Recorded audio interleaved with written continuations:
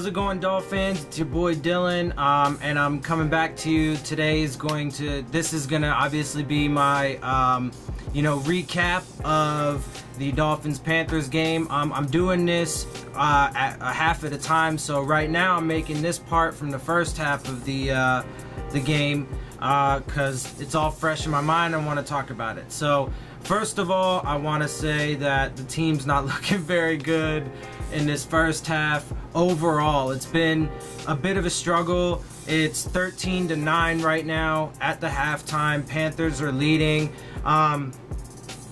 So breaking it down, though, I think Tannehill looked good overall. I think the offense looked pretty decent overall. They're moving the ball and stuff like that. But then, first drive, we get a penalty. There was a holding call on Jesse Davis. I didn't see it, so, they call it, it is what it is. And I say that because there were a couple calls that were just flat out bullshit. I'm just going to put that out there right now. Just complete crap calls. But anyway, that one was whatever. But, we punted. The kickers did, fine, making their field goals and their punts and stuff like that. But, I mean, there was too many mistakes. We haven't turned the ball over, but it's just too many mistakes, especially with the penalties, pre-snap penalties and stuff like that. There was a delay of game, we had a couple holding. There was one holding, though, on Laramie Tunsil that was completely crap because, first of all, I would say that Laramie Tunsil got beat on the play, just flat out. He got beat on the play, and because he didn't really even get hands on the guy. He didn't even really get hands on him. And the defender almost sacked Tannehill. Tannehill barely got the ball away, and he got a completion and ended up being, positive yardage, I think. But it was about to be a completely dead play because Tunsil just got completely blown by. And so he didn't even get hands on him at all. But they called a holding penalty on him. And if they tried to argue it, I bet you their argument would be is that he took him to the ground. But that's flat bullshit because the defender was going for the sack. So if that's the argument, that's crap. I don't know. In my opinion, that was a completely crap call. Anyway, so, but I mean, and the offense, they couldn't get a touchdown. They definitely struggled there, obviously. It's so frustrating because it just, overall, most plays were alright and decent and swell plays, but then they kept having, penalties. I mean, penalties and then other mistakes and stuff like that, so the offensive line isn't playing as well, particularly in the run game. They definitely need to open up better running lanes and stuff like that. Kenyon Drake did what he could. He made some good moves and stuff like that. There were two pass interference penalties on us. Offensive pass interference penalties. One of them I didn't see. They didn't show a replay. But the second one was on Xavier Howard, and that one was complete bullshit. He bumps the receiver within 5 yards and then comes off of him. He's running with him the whole time.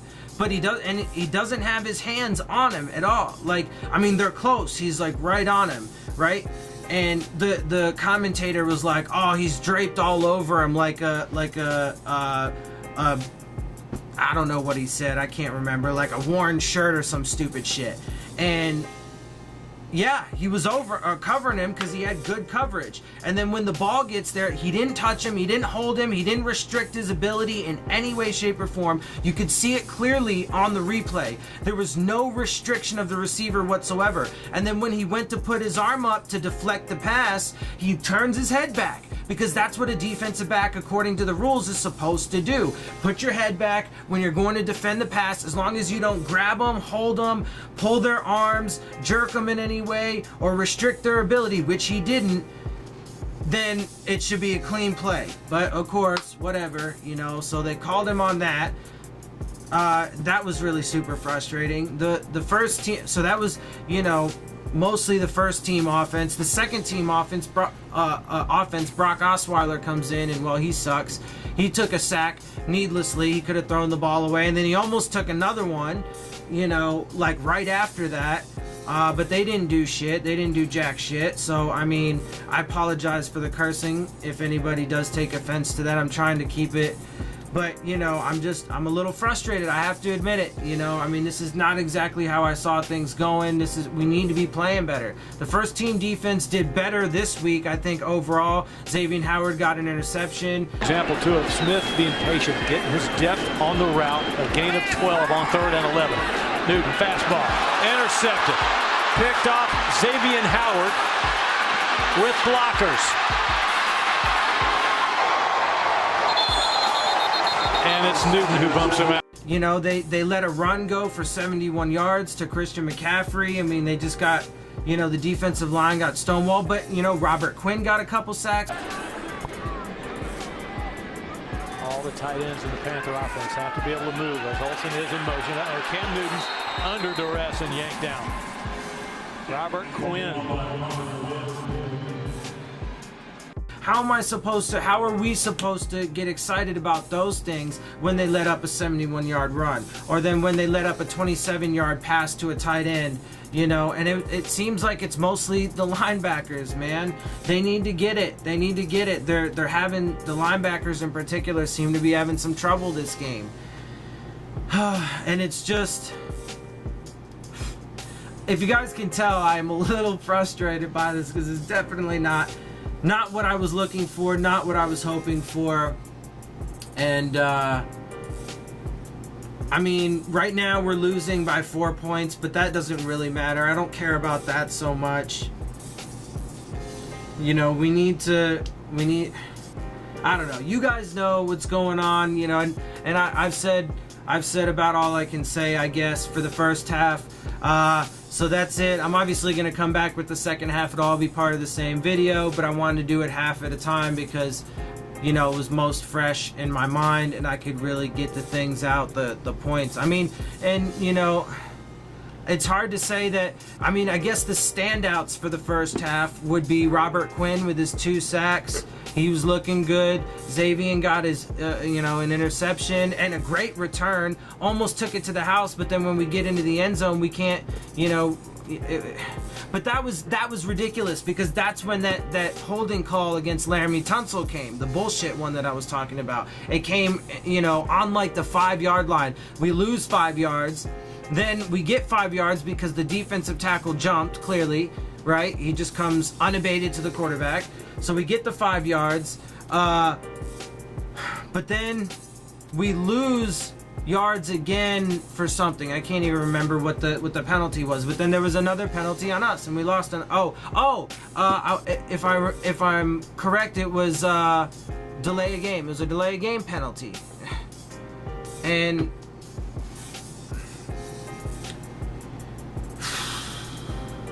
Frustrating, guys, but anyway, so that's it for the first half. I'll make the second half at the end of that, and I'll get back with you, and hopefully it picks up a little bit. Hopefully there's some more pleasant things to talk about, you know, and we'll see. So we'll see in a bit. Alright, Dolphin fans, I'm back for the second half recap and the whole game recap. Now I'll touch on some other things. So, it didn't go very well in the second half either. The offense really was pretty bad almost the entire time. We really couldn't muster much of anything. Penalties were absolutely crazy the whole game.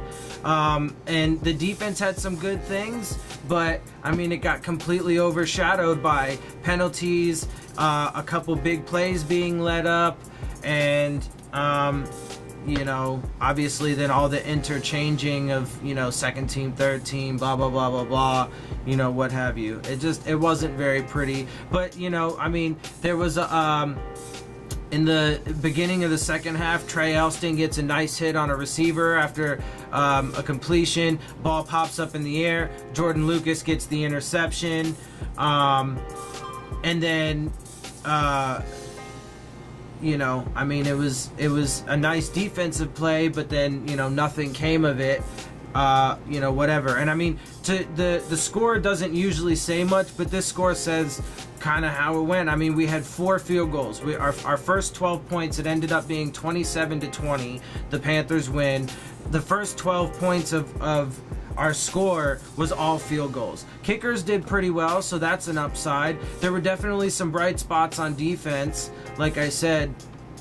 But I mean, the penalties were ridiculous. And look, I'm not going to get into some big crazy conspiracy theory kind of thing, but I will say that the penalties just in recent years overall in the games, I've been saying this for a while, have just been ridiculous. It's been partly because of these crazy rules, the vague rules that they're putting in, the catch rule that's been completely convoluted for so long, or at least the past few years, so a lot of it's that. And then obviously this year, there's a bunch of new refs and stuff, but I think the officiating in the past few years has just been garbage. I mean, there are definitely times where they shouldn't, and I'm a fair guy. Especially once I go back and I see it again. That's why I like to see the replays. If I said something was bullshit and it wasn't, I'll be like, okay, my bad. Or if I see something that should have been a penalty, they should, and I'll be like, yo, they should have called that, right? Like, I'm fair about it. But there were definitely a couple instances, and most of the time they didn't even show the replay, so I couldn't even say for sure. But there were a couple times, other than the two I had told you about earlier, that were obviously just terrible calls because they did show the replay, and there was no way that what they called them for, they did. It just you'd have to see the replay, obviously, but I mean, it's just absurd. And like I said, I think the officiating in general needs to pick up. I think that's one of the factors as to why, the fans in general have been a bit upset with the NFL. I think that there are various reasons, multiple factors, but I think personally that has something to do with it, because the officiating's been so bad. Anyway, the offense wasn't very good pretty much all day. The defense, Buddy Howell had some nice things. Mike Gesicki had a nice catch towards the end of the game, but I mean,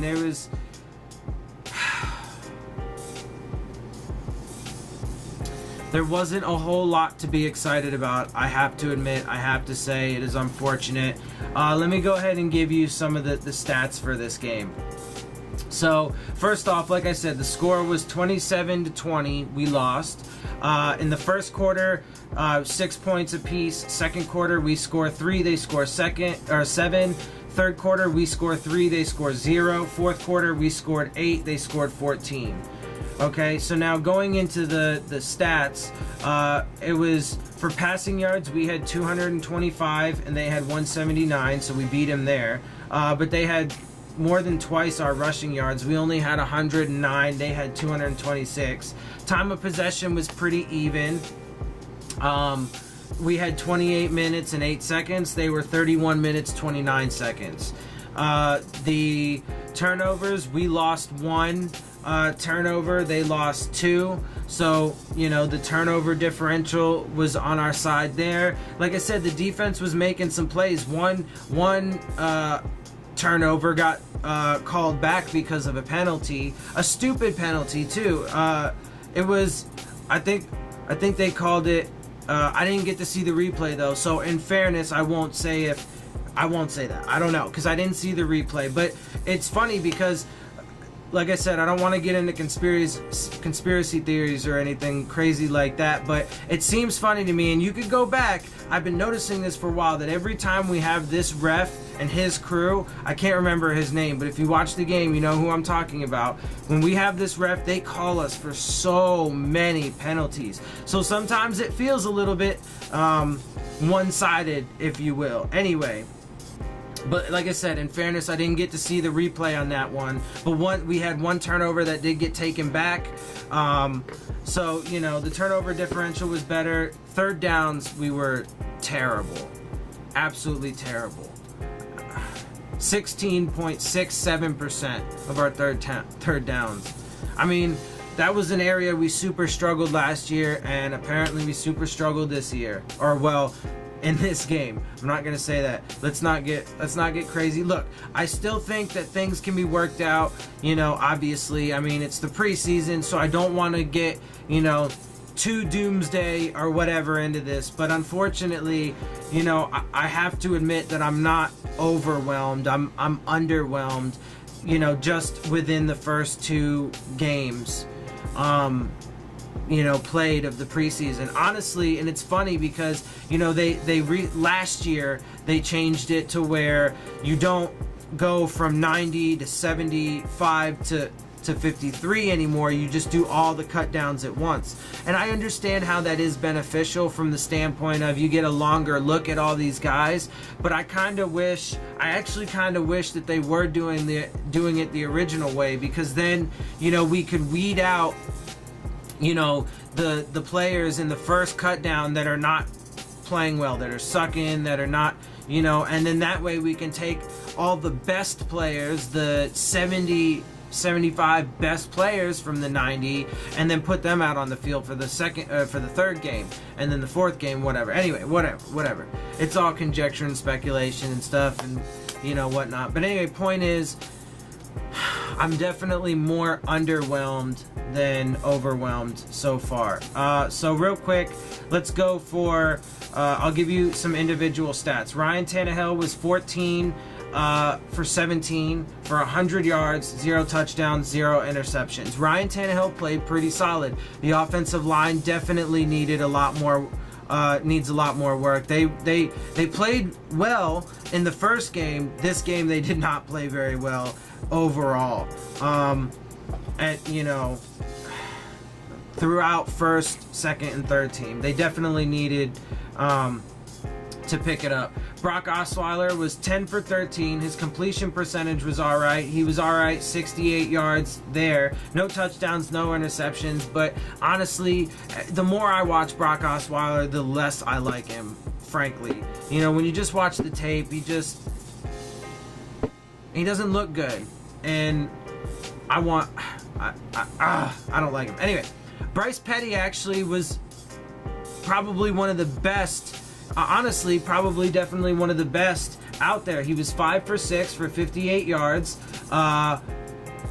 and he made some nice throws. He handled himself well. He got us down for a touchdown at the very end of the game, garbage time, But he performed pretty well. So I was actually I think he should jump Brock Osweiler. I think it should be David Fales played solid. Although his stats were not very good at all, but he was 1 for 6 for 6 yards and an interception. That's where the one turnover went. So from the stats wise, he wasn't that great, and he wasn't actually in there for all that long though either, because Brock Osweiler came in when the starters went out in the second quarter, towards the end of the second quarter, and he played most of the third quarter for sure, and then Petty had a good chunk of the fourth quarter, so he wasn't in there for all that long. But yeah, his stats weren't that great. Like I said, the offense was pretty stagnant. We were terrible on third downs. It wasn't very impressive or anything like that. So rushing, Kenyon Drake had 8 attempts for 54 yards with a long of 34. Kenyon Drake was pretty solid. Buddy Howell was pretty solid. He was 5 attempts for 40 yards, 0 touchdowns, 31 longest run. They were the standouts for the runs. But Bryce Petty, though, he actually got the touchdown. Was beautiful. It was gorgeous. It was really nice.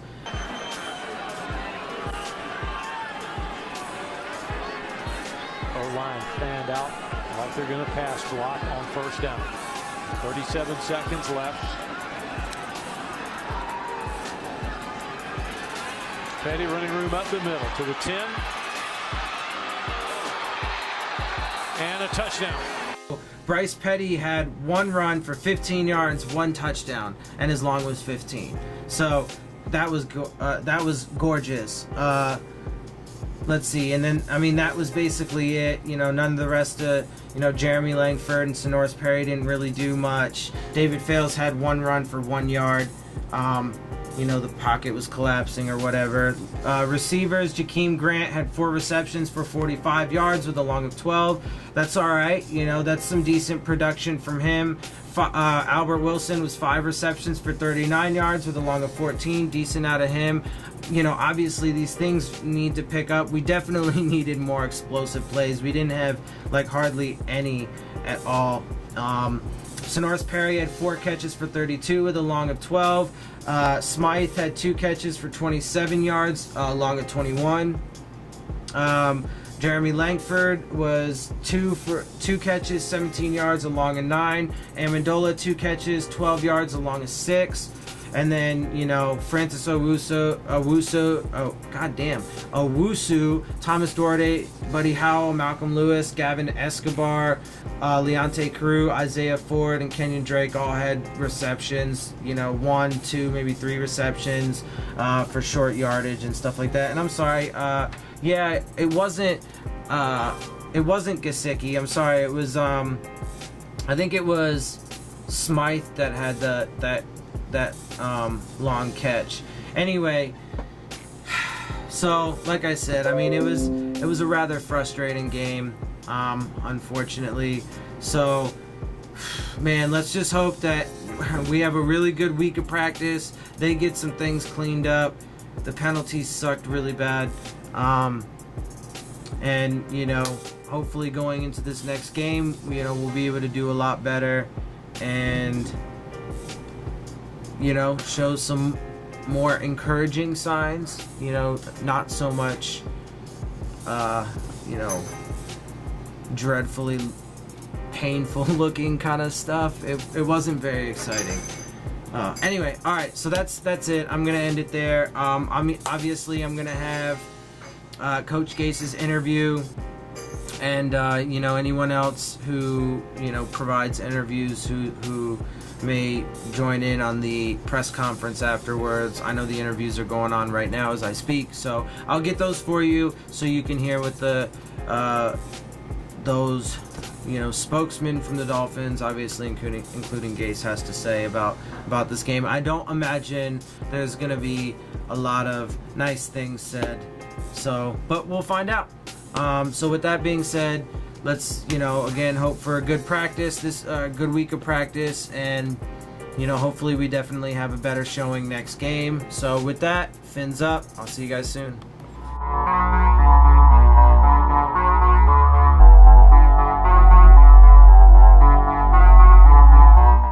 With that, or are you a little bit patient with that? Yeah, I think disappointed in the fact that we didn't come out and execute, like we need to execute. We had penalties in the red zone, some missed assignments, so it's really all around. We didn't execute like the way we need to execute. We left a lot of points and a lot of yards on the field, so definitely need to learn from this one. There were some good things that happened, but you have to be able to finish drives. You have to be able to get in the paint, put the ball in the end zone, and score touchdowns. I feel like the majority of it was self-inflicted. Yeah, no question. I felt like we moved the ball when we did what we were supposed to do. We moved the ball whenever we had penalties, and you take a 10-yard penalty down the red zone, it gets tough. We had a pass interference down there as well, 2 holding penalties, a delay game. That makes it tough. It's going to be tough to score points whenever you're getting behind the chains like that. So self-inflicted wounds that we can totally correct. How do you balance that against the season's 3 weeks away? What do you mean? As far as whether or not that's a big problem at this point in the calendar. Well, it's still early. I think they're not something you can't correct. It's not a way we're playing that we can't correct or something like that. Technique and the way we're doing things is important, and that's why we have practice, right? So we got to learn from this and move forward. Ryan, when the defense gives you an opportunity like they did with Xavier's interception, what does that do for the offense? Well, it's huge. I think we got the ball first and 9 on the 9, and as an offense, we have to be able to put that thing in the end zone. We didn't execute, had a penalty on the first play, I believe. So once you do that, you're having to overcome, from being way behind the chains. So big play by the defense. X makes a huge pick, gets a nice return, gets it down inside the 10-yard line. And as an offense, we have to take advantage of those opportunities because it's not often that you're going to get one of those. It doesn't happen every game. So when it does, you get a turnover inside the red zone, you got to capitalize. How different was it working with Dante and Kenny? I mean, it's different, but they did a good job. I mean, I think it was pretty seamless. The only miscommunication was on me. So those guys did a great job. They played fast. They got the ball in their hands. They're explosive, getting yards after catch, and did exactly what we need them to do. Speaking of that miscommunication, Jakeem throw to the end zone and he was coming back. Is that what you're referring to? Yeah, he's totally right. He's totally right going out there, and I have to be able to hit him on the outcut. Where do you think this team is as far as regular season readiness? I know it's still a little bit away, maybe 3 weeks or whatever, but where are you guys?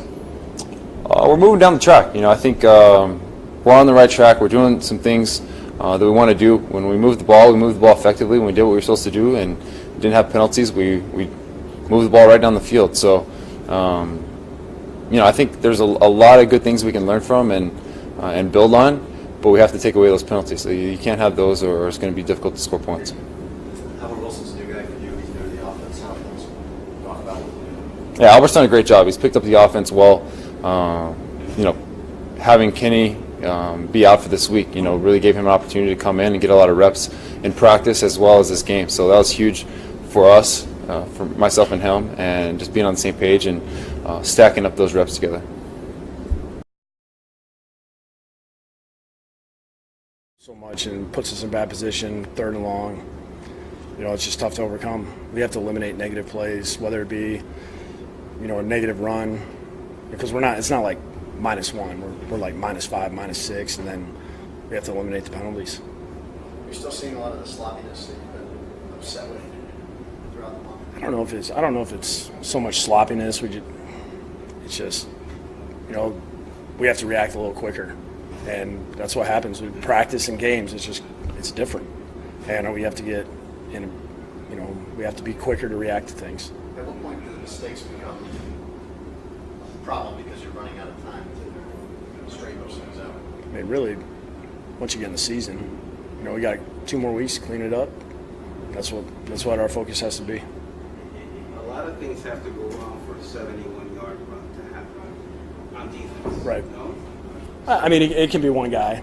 I think we had 2 guys kind of misfit it, and it's a lot different when you go from doing it in a walkthrough to live competition. And they executed the play very good, and we had one guy misfit it wrong, and then we had a chance to kind of save ourselves, and we didn't. And they ripped off a long one. That's one thing we have to eliminate is these big runs. I mean, that's gonna. We can have 30 good plays against the run, but if we have 2 explosive runs, that's gonna really hurt us. Is Raekwon now one of your nickel linebackers, or is this like a test? We're rolling guys in and out and just trying to figure out what's going to be the right formula for us when we go in the season. What do you think it's in overall? I thought he was good. The delay game was disappointing. We just got to move a little quicker in and out of the huddle when we do huddle, and I thought he was sharp as far as his accuracy and. His decision making, he wasn't hesitant in anything, and it was, it seems like we're moving the ball the way we want to. We just have to make sure we finish the drives with touchdowns. The play with him and Jakeem, what was the error on there? Which one was that? Jakeem stopped at 12 yards and Ryan threw it in the end zone. Yeah, Ryan just was kind of thinking something else, and Jakeem was right with what he did. Ryan just kind of lost it there for a second. And the defensive changes that you guys made, what did it show you tonight? I mean, I'll give you we got to watch the film still. So all the details, it'll be easier to talk about it the next time I see you guys. But, there was some plays we made, and there's some plays that I'd like to see us make, and that's why we still got practice, and we got to go out and we got to get better, and tighter coverage, and get our rush tighter, and have our linebackers be consistent in how we're fitting the run game. Robert Glenn had a couple of sacks. Was that consistent with what you've seen from him? Yeah, he's been a terror in training camp, But I think Laramie's done a good job. I think it's been great for Laramie because he's going against a guy that has a knack for pass rush. He comes off the edge quickly. His bend is probably rare. You don't see many guys that get as low as he does and ducks underneath any kind of blocks. So it's good to see him get a go against somebody else and have success. So Osweiler was the second guy in tonight. Does that mean that he is starting to separate? No, we flipped it from last week. So David went second last week. Brock went second this week. And are you concerned that no one is really playing well in that role? I wouldn't say that. I mean, Who's playing well? I think there's been times where they both have played well. I mean, we go through practice. We watch them every day. So I know what to expect when they're in the game. And, you know, if you're in there with the starters, it'll look different than sometimes that they're playing and guys are breaking free, and it's tough. And when you go with different groups, it can be challenging as a quarterback because your timing's not the same. And that's where, you know, they got to fight through that and try to find ways to get completions, move the ball, and put the ball in the end zone. You had Albert and Jakeem with the first team because of the injuries today. How did they do? It seemed like they were all right. You know, they both were consistent as far as executing what we were asking them to do. You know, I don't think, you know, those guys, they're unique to have in the position we have right now. You know, I feel like those guys would start on other teams, and I feel like we're really deep at that position. Where is Albert at in your offense? What he's doing? I mean, he seems to have no issues picking up what we're doing, and occasionally something will come up that he hasn't experienced before, and he figures it out pretty quick. And what's your comfort level with McKean on the outside? I'm always going to be comfortable with Bobby because he competes, he stays tight. You know, it's kind of his first exposure against, you know, different competition compared to practice. I think he'll only get better from here on out. And is it fair to say that could be his job? It could be. Fighting for that job. It could be. We'll kind of see how it goes. Sorry. And so you guys playing Langford tonight? Ken Langford? He must have shown up in pretty good shape. Yeah. You know, he did. He showed up. I mean, he came in, he passed our conditioning test. I mean, I was surprised that we were like, when we said we were going to start playing him, I'm thinking, all right, we'll see how this goes. And, you know, he said he felt good. I talked to him during the game, and he said got the rust knocked off pretty early, and, you know, we'll kind of, you know, we'll build on this game for him and see how it goes past this point. And you held out Tony a little bit. Yeah, that was more my call. You know, he didn't have as many reps this week. I didn't want to put him in a position to where there was any he was hesitant at all. You know, so next week we'll get a full week of practice out of him, and that'll give him the opportunity to go out there and compete and kind of see where he is during the week. How do you think Xavier has done this camp? He's done really well in camp and practice. You know, I just want him to keep playing aggressive. You know, you're going to get penalties occasionally. I told him I thought he missed time to jump. He disagreed with me, but, you know, that's the way it goes. We'll look at it on tape and see what we can correct in that area. But I love I love his confidence right now. He really takes it personal when somebody throws to his side. So the more we can kind of get him exuding that confidence on other guys as well, that's really something that we're looking for. Do you have a sense that Kenny might be out for a little while, or are you concerned that No, I think he should be ready next week unless we have some kind of setback. He's been doing a lot. It was kind of a combination of what happened last week, and we didn't really know about it, but he got hit pretty hard on his calf, and so that just kind of combined with the ankle sprain, and it was just his calf was pretty nasty too. And so it's only the second preseason game, but you don't seem to be in any foul spirits, any bad mood. I mean, I wouldn't say that. I mean, there's times where I get, yeah, because you're here. So there's sometimes during the game, it's you want success. You want to get in the end zone. You want your first team offense to do well. You want our first team defense to have 3 and outs, and you want everything to be perfect, but it's not, and that's unrealistic. And we got to understand whatever mistakes we make, we need to fix, go back to work, and then next week it's a fresh start, and we have to improve from this week. All right, guys, I hope you enjoyed the interviews. I hope you enjoyed the show. And as always, if you did, please hit the subscribe button, share it with your friends, post on Facebook, whatever, hit the like button, and definitely leave me some comments, questions, concerns, anything you'd like to see or hear in the videos, stuff like that. So definitely let me know. And of course, the most important thing is subscribe. So with that said, I'll see you guys soon, and fins up.